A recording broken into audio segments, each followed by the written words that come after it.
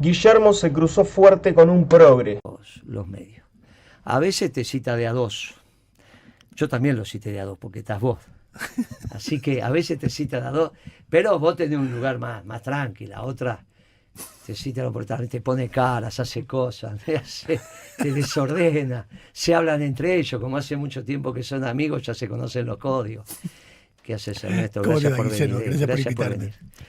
Ernesto Tenenbaum. Sí, hoy nos acompaña un lujo, Sí, un lujo, sí, la sí, verdad sí. que sí. Ernesto Tenenbaum, que es periodista, ya sabemos, y es autor de Mi Ley, una historia del presente. Bienvenido, Ernesto, gracias por venir. Gracias a vos. Vos sabés, Ernesto, que estoy diciendo que este es un gobierno de simuladores. Lo quiero hacer gracioso, pero ya le estoy diciendo públicamente que si sigue con esas estupideces que está diciendo, va a ser fraude. Y le voy a tener que hacer una denuncia penal. Porque ya entra en el Código Penal.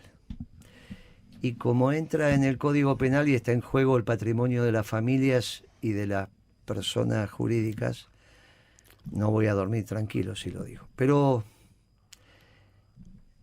vos tenés otra opinión. Vos pensás que está ordenando la macro. Me agarró el martes un atolladero. Se armaron dos accidentes al mismo tiempo, como así te pude escuchar largo y tendido. A veces me tengo que Lo que bajar pasa del es auto. que depende del trabajo. día, depende. A ver, yo te voy a decir lo que me pasa a mí.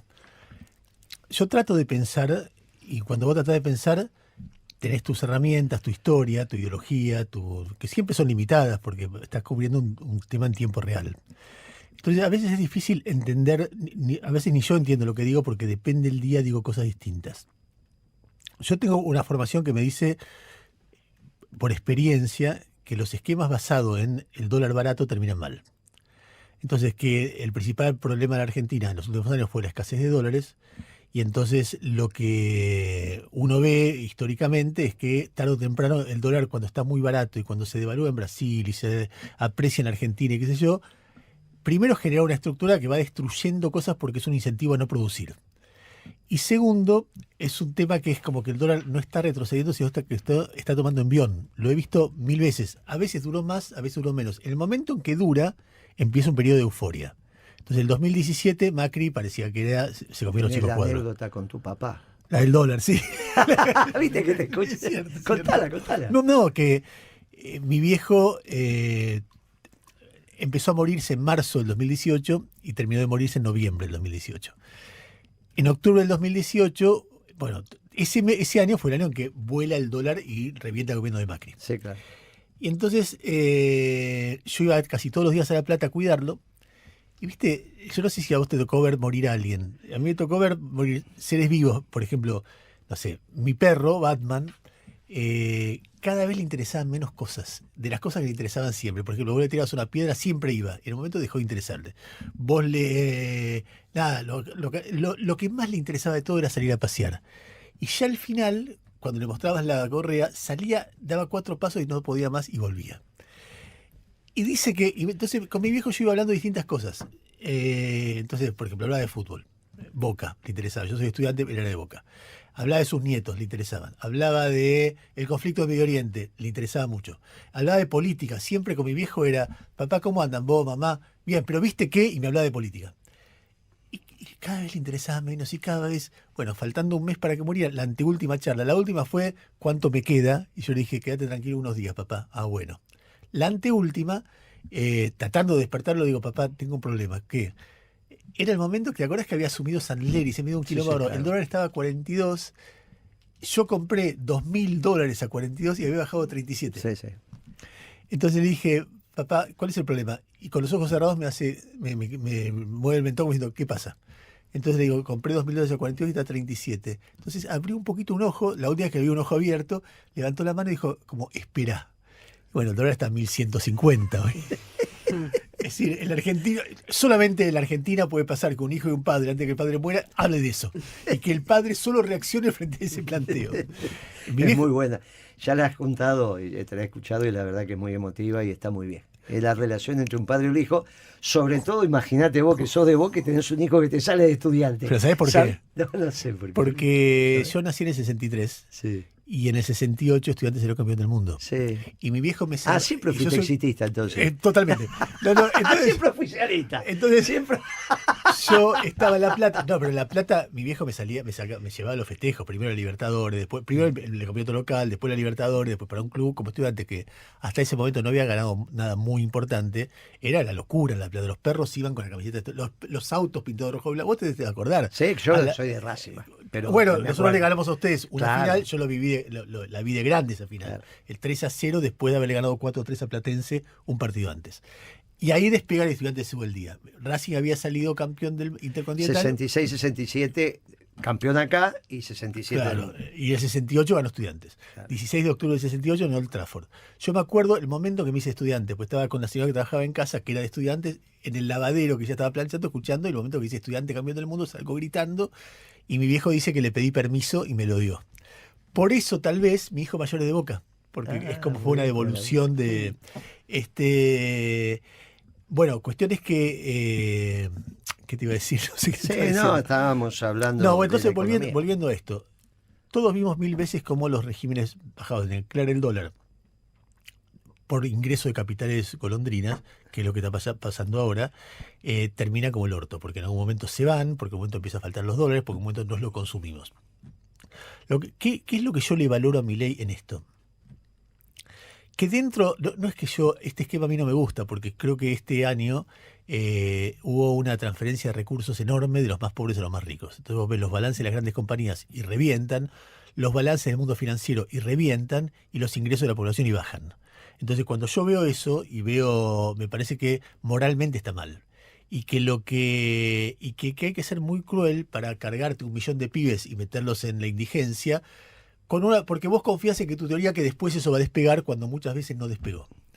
Lo que pasa es que le he visto a Milei en este año ganar varios debates, no con vos, no con los que dicen esto está mal ideológicamente, esto no lo haría jamás, sino dentro del mundo de la ortodoxia. A ver, ¿qué decían? Bueno, es muy difícil hacer un ajuste porque vos si ajustás por el lado de los gastos, generás una recesión que te ajusta por el lado de los ingresos y por lo tanto vas a tener el mismo problema después de haber generado un costo. Y el tipo no vas a lograr el equilibrio fiscal. Y más o menos lo mantuvo. Sé que hay discusiones de eso, pero más o menos lo mantuvo. Después la segunda discusión ya era de Cavallo, Broda, Melconian, Lacunza, que le decían en el segundo semestre vas a tener un quilombo porque te va a explotar el tema de la deuda, porque van a ver que no estás juntando divisas, con lo cual te van a decir no va a poder pagar la deuda, va a tener que renegociar, va a subir el riesgo país, te va a explotar el dólar y va a subir la inflación. Estamos en el segundo semestre, ganó también esa discusión. Después le dijeron, con este esquema cambiario no vas a poder crecer. Y yo sé que hay que esperar un poco, pero los datos del tercer trimestre muestran un relativo crecimiento desparejo, injusto, sobre los productos primarios y no sobre... Entonces, en tren de ser honesto intelectualmente, como yo sé que en términos de valores este gobierno no me gusta, y en términos de enfoque no me gusta, me lo imagino a Milei enfrente diciéndome, flaco, te dije que iba a pasar esto, te dije que iba a pasar esto, ahora te digo, vamos a crecer sostenidamente y vas a ver qué pasa. Entonces yo diría, mira, no por esto, y él te diría, bueno... no sé si lo diría él, pero si fuera sincero me diría, bueno, yo voy corrigiendo. A ver, yo hice un ajuste grande porque Puyaro y Yarlora me impidieron subir las retenciones. Al principio el proyecto era con retenciones más altas, con lo cual el ajuste hubiera sido menor. Y lo que nunca dejo de, como análisis, nunca dejo de tener en cuenta para mí, digo, yo creo esto, a mí este tipo no me gusta, mi enfoque es que esto no sale, pero yo no puedo no ser honesto en términos de dejarle un lugar al factor sorpresa. Según mis herramientas, según mi forma de entender la vida, según mi historia, esto termina mal y es injusto. Y después digo, ¿será así? Porque dudo, qué sé yo, vos tenés una idea que es mucho más convencida que la mía. Está bien, ¿por qué yo no te podría hacerte una denuncia penal a vos con todo lo que dijiste? Porque vos no le estás diciendo a nadie...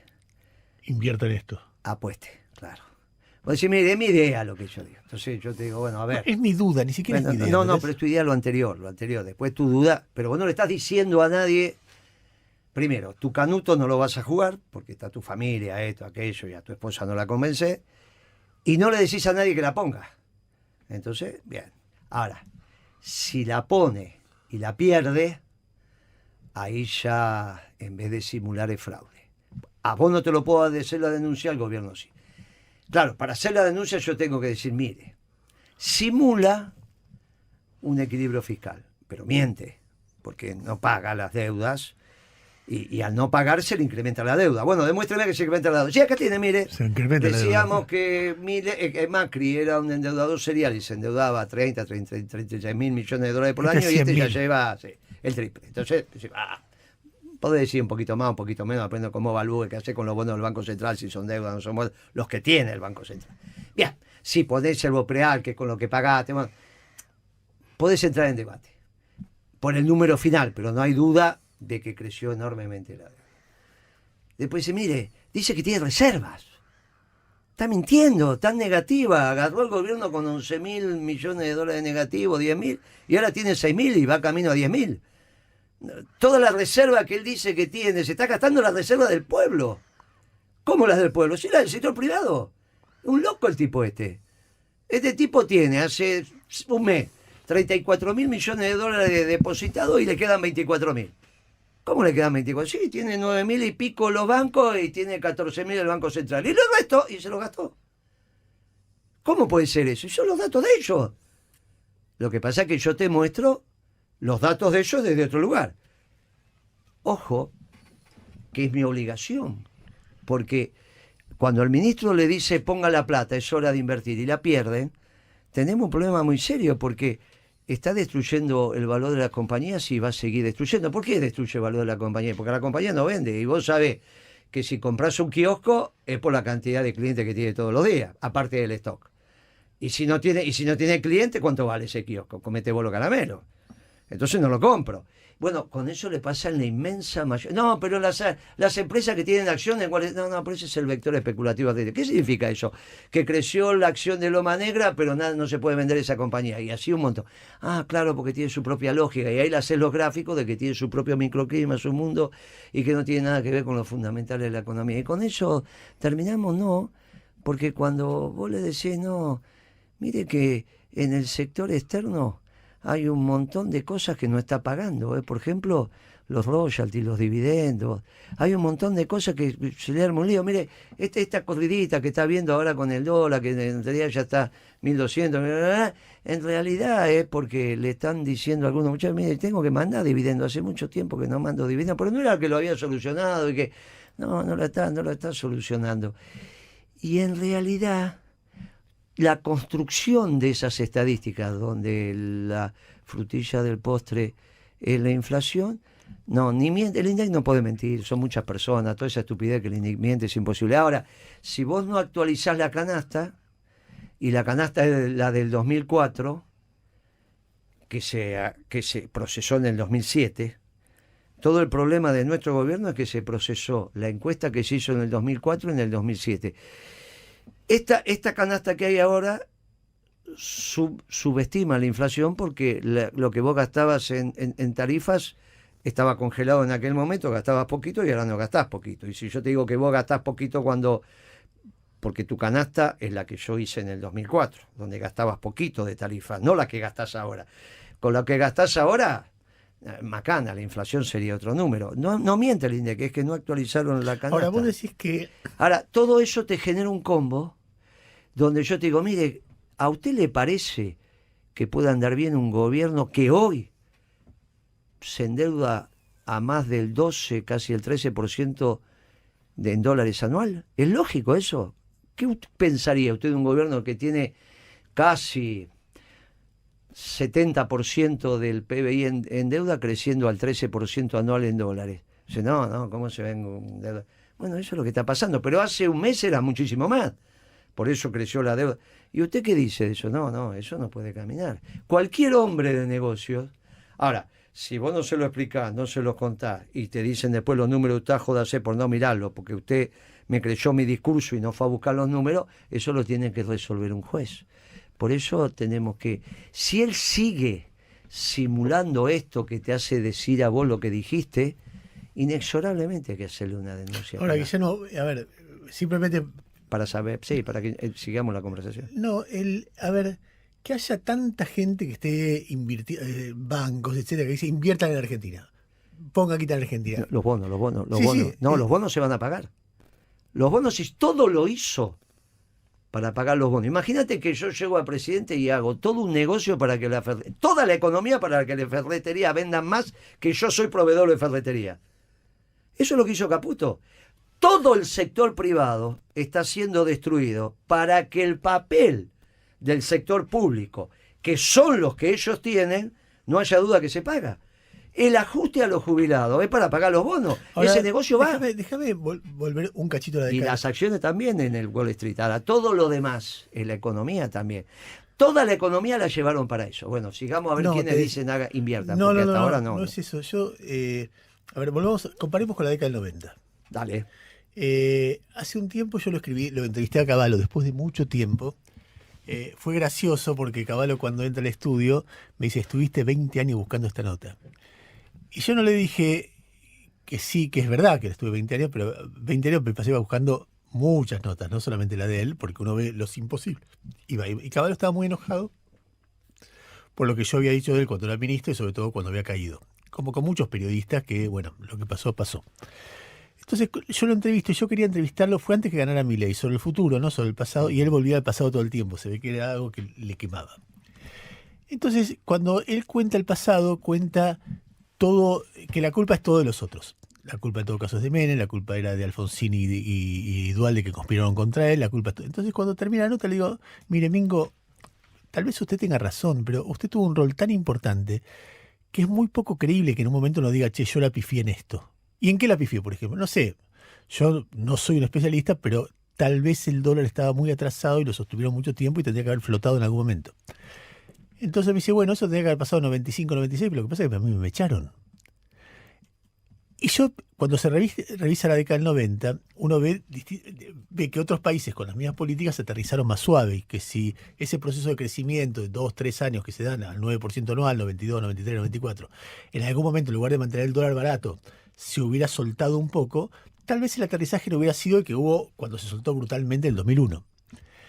Entonces, cuando yo pienso este proceso, que digo, el tipo está logrando, bueno, una burbuja especulativa, entra guita a la Argentina y eso le hace de puente, no, primero el blanqueo, después le hace de puente hasta, no sé, hoy habló de Trump, me va a ayudar a conseguir, no sé, 20.000 millones de dólares, y eso hace puente hacia un ingreso que no es de stock, sino de flujo, o sea, por vía energética, por vía minera, etcétera, etcétera. Uno piensa que de repente, un tipo mirando la experiencia argentina, tal vez ese problema del dólar barato, cuando tenga un poco más de espalda, lo pueda corregir. Y entonces, en ese caso, tal vez, digo, es la pregunta que me hago, con el tiempo se van corrigiendo estos desequilibrios que vos tenés, que quizás sean producto de una maldad, de una crueldad, o tal vez sea producto de que bajar la inflación como venía es muy difícil. Y entonces esa cosa se vaya ordenando, con algunos problemas, que no es que sea fácil. Y yo lo que estoy diciendo es que me lo pregunto, no es que, ¿entendés? No es que tengo claro. Lo que vos estás diciendo de la convertida es exactamente así. No te tenés por qué acordar, pero yo te comenté que el equipo que trabajó el plan de convertibilidad, el primero, era un equipo peronista que conducía a Curia, el doctor Curia, Eduardo Curia. Sí, Eduardo Curia, sí, claro. Yo trabajé en ese equipo. A mí me tocó trabajar en el plan de la convertibilidad de Eduardo Curia, que Menem no acepta. Así que el tema de la convertibilidad en el equipo nuestro... Hubo varios, Chaliú también estuvo en ese equipo, o sea, lo conocemos de cabo a rabo. El problema de Mingo es que se quedó, nosotros decíamos a los 2 años hay que salir, que es lo que estás diciendo vos, y Mingo se enamoró, y sobre todo Menem, y se quedaron 10 años. Es muy difícil para un presidente que tiene ese éxito salir de ahí, ¿no? Está claro, es obvio. Y encima murió Carlito, que eso que creo que funcionó también. Puede ser, pero volviendo a la economía, se enamoraron. Nosotros, Curia se lo había dicho, esto sirve para 2 años, sirve para anclar el peso con el dólar, cambiamos las expectativas, bla, bla, bla, bla, bla, y después hay que salir. Es obvio por qué tenías que salir, porque el primer mes que tuviste 30% de inflación ya la tuviste en dólares. Vos venís con un tren a 200, que es la inflación. No la vas a frenar a 0. Entonces el primer mes tuviste 30. Y ya es en dólares. O sea que era tan obvio, no hace falta ni ser economista, era tan simple. Después Liach empezó con esa tontería de que la Argentina no tenía trazo cambiario porque había ganado productividad, ¿te acordás? Igual que ahora. Que los servicios, que el puerto, esas pavadas en un libro blanco que escribió Leach, una sarta de pavadas. Bien, todo eso lo fue metiendo en un clima. Bien. En la convertida fue así. ¿Y ahora? Y ahora encima, en la convertida vos tuviste las empresas públicas que vendiste, entonces te deshacías de stock y lo metías en el flujo. Hiciste la fiesta de 15 vendiendo la casa de tu vieja y después vendiste tu casa, listo. Eso fue. Ahora ni siquiera eso, esto es todo verso, acá no hay nada de verdad. La inflación no es la que dicen, pero porque no actualizaron la canasta. Entonces, la inflación en dólares es la más, es récord mundial. Nunca se vio un país que tenga la inflación en dólares. Pero no te hablan de la inflación en dólares, te hablan de la inflación en pesos mal medida. Bueno, entonces es un desastre. Te quedaste con un país extraordinariamente caro. Y lo más importante es, tanto el tema del sector externo como el tema fiscal está mal. Y el tema de las reservas está mal. Y si vos fueras serio, tendrías que estar dando los números como tienen que ser. Y no decirle a los empresarios inviertan, porque con este tipo de cambio no hay actividad rentable. A este tipo de cambio los hoteles 5 estrellas no lo son. No, sí, Moreno, ¿cómo no? Vos tenés el petróleo rentable. Sí, ojo, lo no convencional, porque lo convencional lo vienen cerrando y estás en el nivel de producción que tenía. Y te están diciendo en el club petrolero, el funcionario que pusieron, que Vaca Muerta es un proyecto de exportación. O sea que si es un proyecto de exportación, olvídate. Acá la energía la vas a tener al precio internacional, pero al precio internacional la Argentina no puede funcionar con la energía. Hay un problema de productividad relativa, esto lo sabe cualquier estudiante de economía. Vas a tener el pan caro, la leche cara, y entonces los salarios, ¿y cómo hacemos?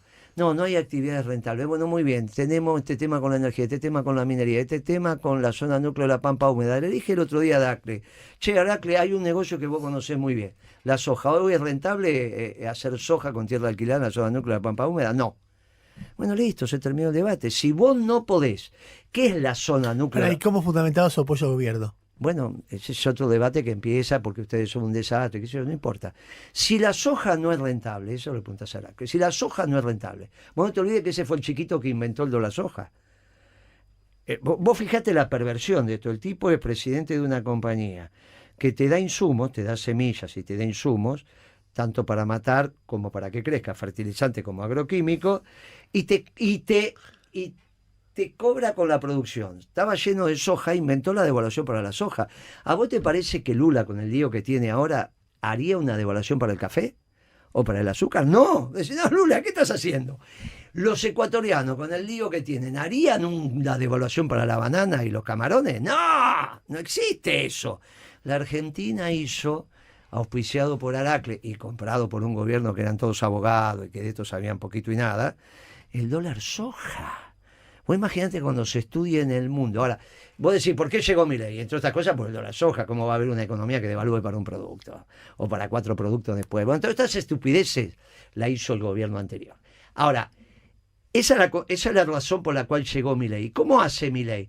Y simula que esto va. ¿Desde dónde es?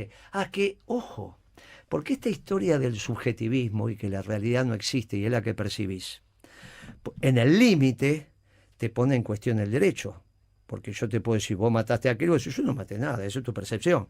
Entonces, ¿qué juzgamos? Ponemos en duda el ser. En economía esto es muy delicado, porque los tipos, en vez de darte la información, te la procesan de una manera que simulan, y el inversor no tiene por qué saberlo. No son todos inversores calificados. Y los bancos les sirve esto, porque en realidad toda la economía está hecha para decirte, a vos te voy a pagar los bonos. Los que a mí no me dicen, vos vas a vender más la semana que viene. Yo tuve la segunda semana de diciembre la peor venta del año, pero solo Moreno no es que cierra Sindar con un 50% de facturación, porque sí, es una cosa increíble. No existe.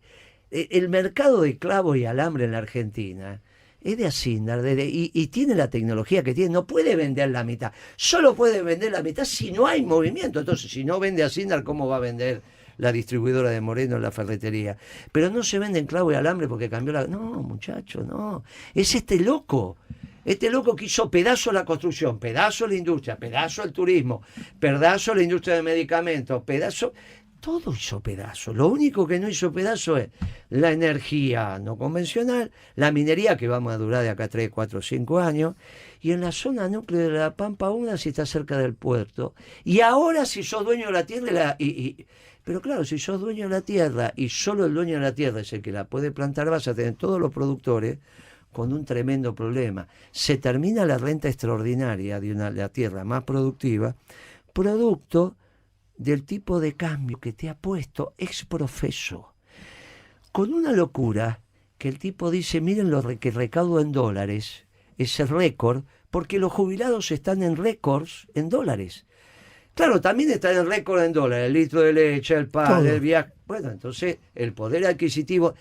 Y como los negocios no son rentables, no van a invertir. No, y a diferencia de los 90, yo me acuerdo, yo siempre cuento, yo en los 90 me separé, en el 92. Entonces, yo era un pinche en página 12. También en el 92, mirá vos. ¿También? No, en el 92, 96. Entonces le pedí prestado a mi viejo y mi viejo me prestó $40.000.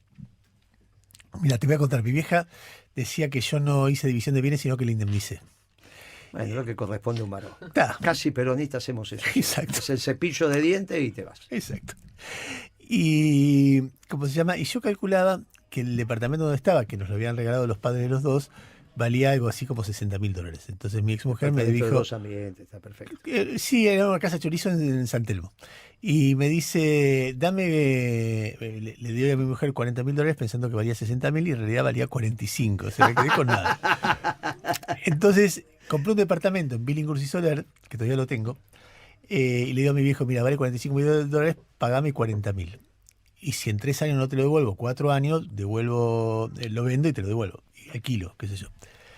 Bueno, yo era un pinche en página 12 y se lo pagué en 2 años. O sea, le pagaba $1.800 por mes. ¿Cuánto ganaría? ¿Ganaría 3.500? Sí, claro. ¿Entendés? Sí, 3.500, 4, sí. 4.000 en aquel momento. Y era un pinche. Hoy no gana nadie $4.000. Ah, O sea, es un plan con bajos salarios esto. Yo veo a mis hijos cuánto ganan, que todos tienen su laburito y es que sea 1.000.000, 1.200.000. Bien, no hay ningún elemento por el cual con este tipo de cambio aumenten las exportaciones, salvo de determinado commodity, como puede ser la energía. Por eso es un proyecto de exportación, pero vos tenés que pagar por la paridad de exportación el precio, el mismo que compraría el europeo, la pagás vos acá. Con lo cual, llenar el tanque de nafta del auto te sale, tenés que sacar un crédito. Y no hay consumo, como hiciste pedazos las jubilaciones, las pensiones, los sueldos y salarios que vos estás diciendo, no hay mercado interno. Entonces los negocios no son rentables, no le van a invertir. ¿Cuánto dura, bros? Para mí, esto está terminado. El problema es... ¿Vos te das cuenta que es Lo hacemos después del totalmente corte. para- Lo hacemos después del corte. Lo hacemos después del corte.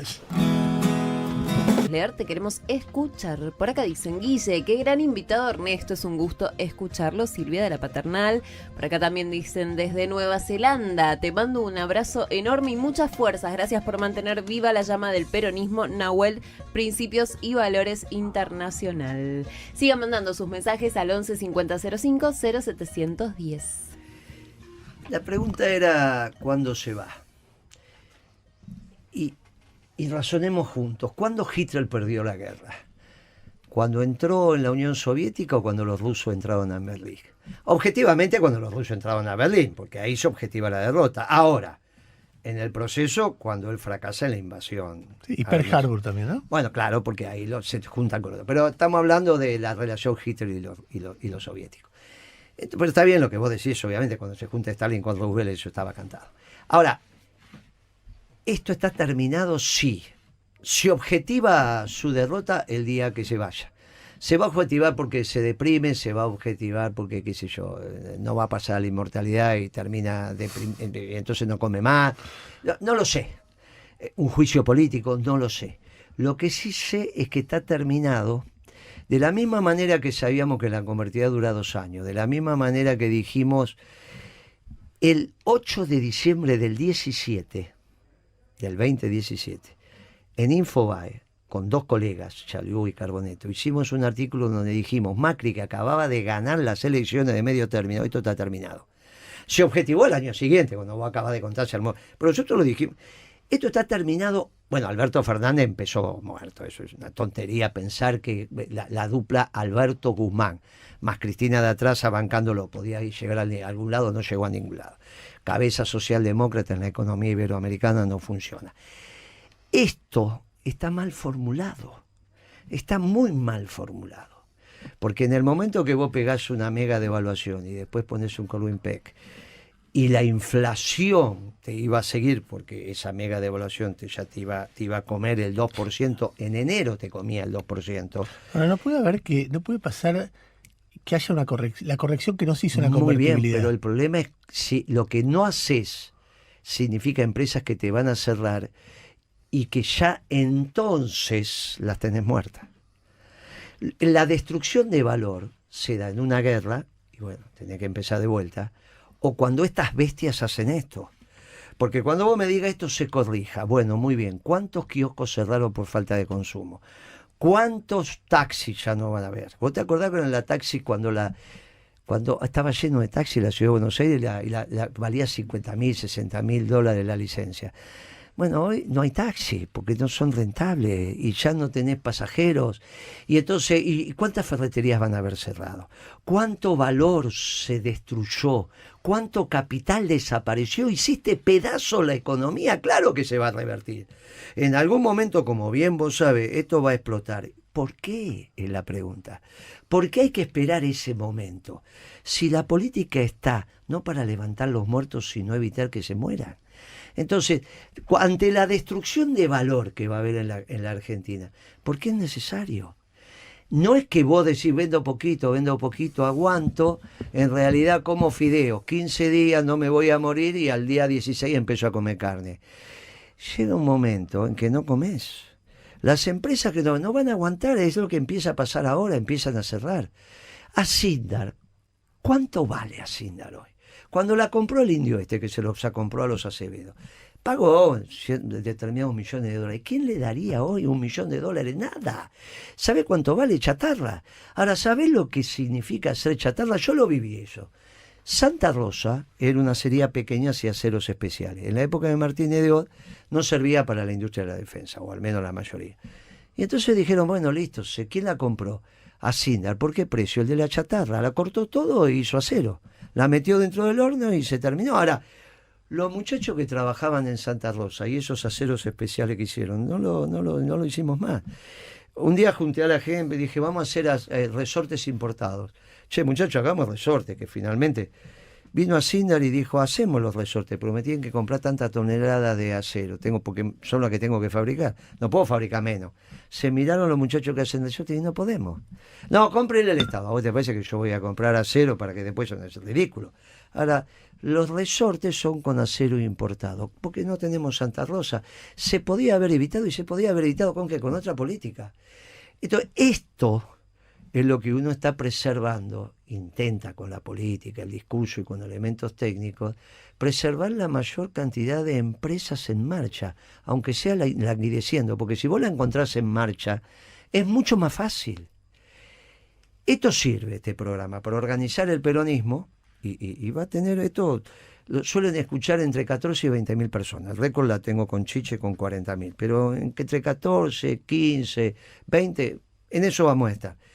Te van a escuchar porque sos progre, te van a escuchar porque haces pensar, te va a escuchar porque, bueno, sos un tipo interesante para el debate. Y porque en el fondo no sos peronista, no sé si vas a votar alguna vez al peronismo, pero estás dispuesto a dar un debate. Lo he votado varias veces al peronismo. Sí. Lo voté con Kirchner y además lo hizo público.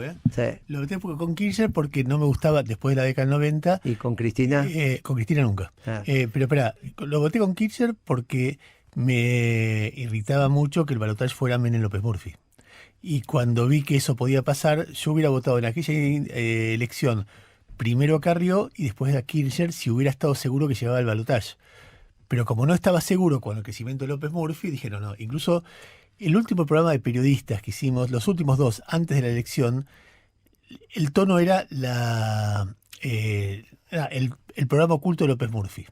López Murphy, que para mí es un buen tipo. Es una buena, fue profesor mío. Siempre me dijo, yo a usted lo respeto porque es bilardista y juega al límite del reglamento, pero no fuera del reglamento. O sea, usted me hizo campaña en contra y es parte del reglamento. Un tipo muy respetado. Una frase típica de él. De López Murphy, sí, viste que solemne. Muy maltratado por Milei, injustamente, ¿no? Una cosa muy cruel al pedo. Un radical alvearista. Exactamente. Bueno, hicimos campaña con eso y yo, le invitamos a Cristina.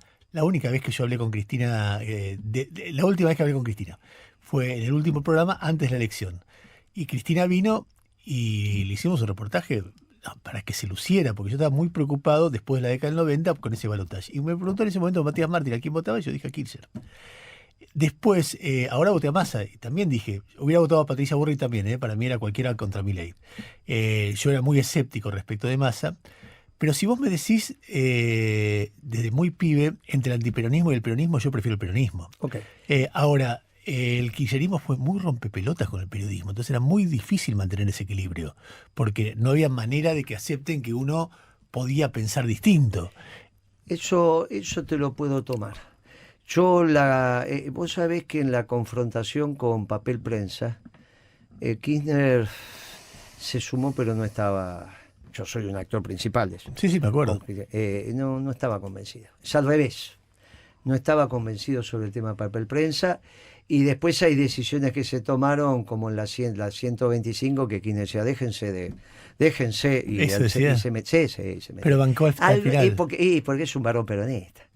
Es un varón peronista. La mujer va contra la pared cuando vos caminás. Ahí se pudrió todo. Sí, ahí hay un desorden conceptual que lo hace Lustó. En realidad, Kirchner me da a mí la orden de hacer las retenciones móviles para el petróleo. Yo las hizo Comercio, el ministro era Peirano, que no las quería hacer o algo le pasaba, bueno, las hice yo. Es una resolución de Comercio. Con la misma metodología sí había que hacer las retenciones para la soja.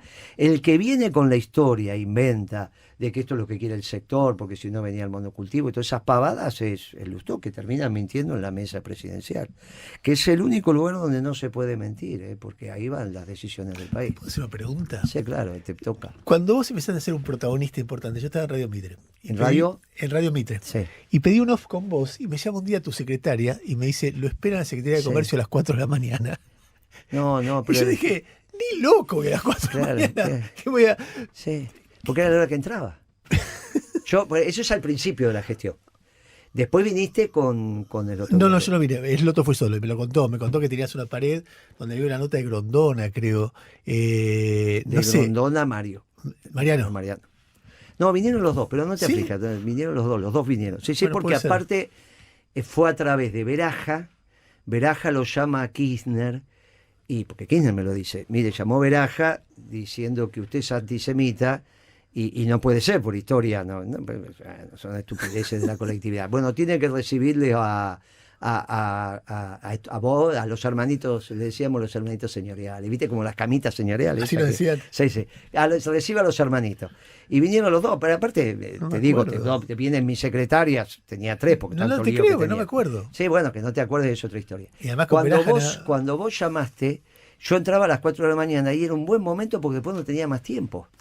Era obvio que todos los que me llamaron, y yo lo decía a las 4 de la mañana, no vino ninguno. Claro. Nosotros estuvimos meses entrando a las 4 de la mañana. Yo tenía que parar los camiones antes que salieran con la lista nueva, porque una vez que la mercadería era receptada a nuevo precio, ya no podía ir para atrás. Espera, que te iba a contar algo de eso.